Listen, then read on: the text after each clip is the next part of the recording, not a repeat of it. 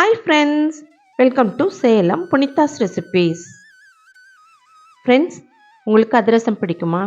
எல்லாத்துக்குமே அதிரசம் ரொம்பவே பிடிக்கும். அதை எப்படி செய்கிறதுன்னு இந்த வீடியோவில் பார்க்கலாம். அதிரசம் பிரியாமல் சாஃப்டாக வர்றதுக்கு அளவுகள் ரொம்ப முக்கியம். அதே சமயம் பாகு காய்ச்சறதும் ரொம்பவே முக்கியங்க.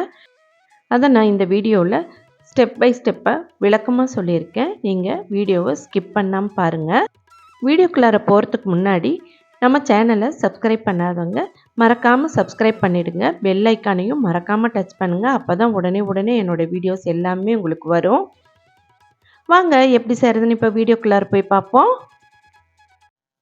இதுக்கு நம்ம முதல்ல பச்சரிசி, நல்ல பச்சரிசியாக வாங்கிக்கணுங்க. மாவு பச்சரிசின்னு கேட்டால் கொடுப்பாங்க.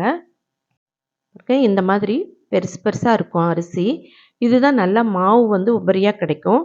இதை நம்ம வாங்கிட்டு நல்லா 2-3 தடவை வாஷ் பண்ணிவிட்டு 1 மணி நேரம் ஊற வச்சிடலாங்க. இப்போது நல்லா ஊறிடுச்சு.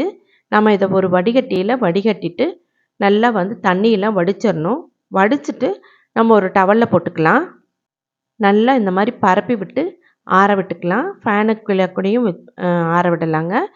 நல்லா கொஞ்சம் ஆறுனதும் நம்ம இதை எடுத்து மிக்ஸி ஜாரில் சேர்த்து நம்ம வீட்லேயே அரைச்சிக்கலாம். இது 1/2 கிலோ தான். பாருங்கள், பிடிச்சா இந்த மாதிரி ஒட்டாமல் வரணும். கையில் பாருங்கள் ஈரமே கிடையாது. இந்த மாதிரி ஸ்டேஜில் நம்ம எடுத்து நம்ம மிக்ஸி ஜாரில் பொடி பண்ணிக்கலாங்க. நம்ம நிறைய எடுத்தால் மிஷினில் கொடுத்து அரைச்சிக்கலாம். நான் 1/2 கிலோ தான் எடுத்துகிட்ருக்கேன். இது கூடவே ஒரு 5-6 ஏலக்காவும் போட்டு நம்ம பொடி பண்ணிக்கலாம். இதை நம்ம சளிச்சுக்கலாங்க. ரொம்ப பெருசாக இருந்ததுன்னா அதையெல்லாம் எடுத்துடலாம். பாருங்க, அடியில் இந்த மாதிரி கொஞ்சம் பெருசு பெருசாக இருக்குது. இதையும் நம்ம எடுத்துகிட்டு அடுத்த தடவை மிக்சியில் போடுறப்ப நம்ம போட்டு அரைச்சிக்கலாங்க. எல்லா அரிசியுமே பொடி பண்ணி சளிச்சு வச்சுருக்கேங்க. இந்த மாதிரி இருக்கணும்.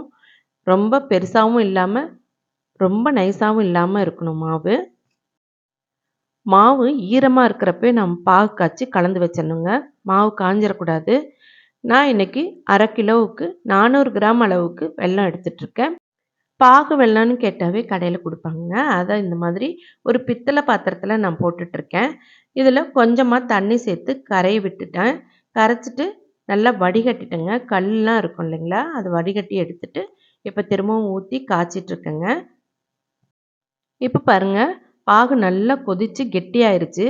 இப்போ ஒரு பவுலில் தண்ணி வச்சு விட்டு பார்க்கலாங்க. இப்போ பாருங்கள், அடியில் போய் செட் ஆகுது. இப்போ கையில் உருட்டி பார்ப்போம். இப்போ உருட்டுறப்ப நமக்கு கையில் எடுக்க வருது. நல்லா ஜெல்லி மாதிரி வருதுங்க. பாருங்கள், இந்த ஸ்டேஜில் நம்ம அடுப்பை ஆஃப் பண்ணிடலாம். அடுப்பை ஆஃப் பண்ணிவிட்டு அது கூட கொஞ்சம் கொஞ்சமாக மாவு சேர்த்து நல்லா கலந்துக்கலாங்க. இது கூட 1 டேபிள் ஸ்பூன் அளவுக்கு எள்ளு சேர்த்துக்கிறேன். நான் கருப்பு எள்ளு சேர்த்துட்ருக்கேன். வெள்ளை எள்ளு இருந்தாலும் சேர்த்துக்கலாங்க. நல்லா பாருங்கள், கலந்துக்கலாம். ஃபஸ்ட்டு கலக்கிறப்ப நமக்கு கொஞ்சம் தண்ணியாக இருக்கிற மாதிரி இருக்கும். அப்புறம் ஊற ஊற நல்லா கெட்டியாயிடுங்க. இப்போ பாகு கூட எல்லா மாவையுமே கொட்டிட்டு நல்லா கலந்து விட்டுறலாம். இப்போ நல்லா கலந்தாச்சுங்க. இப்போ இது கூட ஒரு 2 டீஸ்பூன் அளவுக்கு நெய் இல்லைன்னா நல்லெண்ணெய் எது இருக்கோ அதை சேர்த்து நல்லா கலந்து வச்சிடலாம். மாவு காஞ்சி போகாமல் இருக்கும். நல்லா சாஃப்டாகவே இருக்கும். இப்போ பாருங்கள், இந்த மாதிரி கொஞ்சம் வாட்டரியாக இருக்கிற மாதிரி இருக்குது. இது ஊற ஊற சரியாக போயிடுங்க. இப்போ இது நல்லா ஆறட்டும். ஆறின பிற்பாடு ஒரு பாத்திரத்துக்கு மாற்றிக்கலாம். இந்த மாதிரி நாம் அதிரசத்துக்கு மாவை ரெடி பண்ணி வச்சுக்கிட்டா ரொம்ப நாளைக்கு வச்சுட்டு கூடயும் நம்ம அப்பப்போ வேணுங்கிறப்ப சுட்டு சாப்பிட்லாங்க. மாவு நல்லா ஊற ஊற சாஃப்டாகவும் இருக்கும், ரொம்ப டேஸ்ட்டாக இருக்கும். பாருங்கள், இப்போ நல்லா ஆறிடுச்சு. முன்னாடி பார்த்ததுக்கும் இப்போ பார்க்குறதுக்கும் வித்தியாசம் இருக்குது பாருங்கள். நல்லா கெட்டியாயிடுச்சு. இதுக்கு மேலே இன்னும் ரொம்ப கெட்டியாலாம் ஆகாதுங்க, கரெக்டாக இருக்கும். ஒரு பாத்திரத்துக்கு மாற்றிக்கலாம். இந்த மாதிரி நல்லா காஞ்சி இருக்கிற ஒரு பாத்திரமாக எடுத்துக்கலாம். அதில் எல்லாம் போட்டுக்கலாம். போட்டுட்டு இதுக்கும் மேலே கொஞ்சம் நெய் தடவிக்கலாம். மேலெல்லாம் காஞ்சி போகாமல் இருக்கும். சும்மா லைட்டாக நெய் தடவிக்கலாங்க, போதும். பாத்திரத்துக்கு மாற்றியாச்சு. இப்போ இதனோட மூடியை போட்டு மூடக்கூடாது. வேர்த்து ஊற்றுறப்ப சீக்கிரமாக கெட்டு போயிடும். இந்த மாதிரி துணி போட்டு காற்று போயிட்டு வர மாதிரி இருக்கணும். மெலிசான துணி போட்டு மூடி வச்சுட்டா ரொம்ப நாளைக்கு கிடையாது, வெளியவே வைக்கலாம், நல்லாயிருக்கும். அடுப்பில் இரும்பு கடாயை வச்சு எண்ணெய் ஊற்றிருக்கேன், காயட்டும். பாருங்கள் 4-5 நாளாக ஊறி இருக்கு. மாவு அப்படியே நம்ம எப்படி வச்சோமோ அதே மாதிரியே இருக்குது பார்த்தீங்களா? இப்போது அதிரசம் தட்டுறதுக்கு ஒரு பிளாஸ்டிக் கவர் எடுத்து அதில் எண்ணெய் தடவி வச்சுக்கலாம். இலை இருந்தால் இலையிலே தட்டிக்கலாம். என்கிட்ட இலை இல்லைங்கிறதுனால நான் கவர் எடுத்துகிட்ருக்கேன். இப்போது இந்த மாதிரி உருட்டிட்டு நமக்கு எந்த அளவுக்கு பெருசாக வேணுமா சின்னதாக வேணுமா அதுக்கு தகுந்த மாதிரி மாவு எடுத்து இந்த மாதிரி தட்டிக்கலாம். லைட்டாக இந்த மாதிரி கவரையே வச்சு அழுத்தி விட்டால் கரெக்டான ஷேப் கிடச்சிரும். இப்போது இதை நம்ம எண்ணெயில் பொரித்து எடுத்துக்கலாங்க. 2 பக்கமும் வேக வச்சு எடுத்துக்கலாம். பாருங்கள் இந்த அளவுக்கு இருக்குது. இதை நம்ம எண்ணெயில் சேர்த்துக்கலாங்க. எண்ணெய் காஞ்சிருச்சான்னு பார்ப்போம்.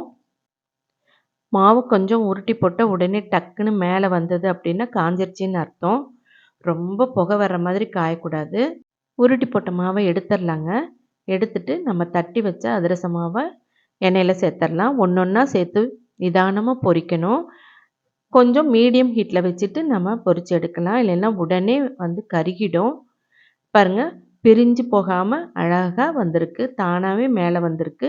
இப்போ நம்ம திருப்பி போட்டுடலாங்க. திருப்பி போட்டு கொஞ்ச நேரம் வேகட்டும், எடுத்துடலாம். எடுத்துட்டு அப்படியே மேலே ஒரு கரண்டி இந்த மாதிரி வச்சு நம்ம எண்ணெயெல்லாம் வடிச்சிட்டு எடுத்து வச்சிடலாங்க. அதிரசம் சாஃப்டாக இருக்குது. இதே மாதிரியே எல்லா மாவையுமே அதிரசம் சுட்டு எடுத்துக்கலாங்க.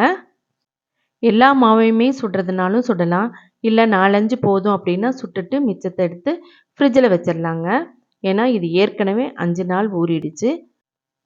பாருங்கள் அதிரசத்தை இப்பயும் எடுத்துட்டு அதே மாதிரி அழுத்தி ஒரு டிஷ்யூ பேப்பரில் போட்டு வச்சிடலாங்க. இப்போ நமக்கு அருமையாக அதிரசம் ரெடி ஆகிடுச்சுங்க. நான் பாதி மாவு தான் சுட்டிருக்கேன், மீதி கொஞ்சம் எடுத்து வச்சுருக்கேன். இப்போது ஒரு அதிரசத்தை எடுத்து பிச்சு காட்டுறேன் பாருங்கள். இப்போ சூடாக இருக்கனால மேலே க்ரன்ச்சியாக இருக்குது. ஆனால் உள்ளே பாருங்கள் நல்லா வெந்து உதிராக இருக்குது. இந்த மாதிரி தாங்க இருக்கணும். அதிரசம்னா இப்படி தாங்க இருக்கணும். நம்ம பாட்டி அம்மாலாம் சுடுவாங்க, இந்த மாதிரி தான் இருக்கும். இப்போது எப்படி இருக்குன்னு சாப்பிட்டு பார்ப்போம். பாருங்கள் பிக்கிறதுக்கே சாஃப்டாக வருது. உள்ளரையும் நல்லா வெந்து சாஃப்டாக இருக்குது.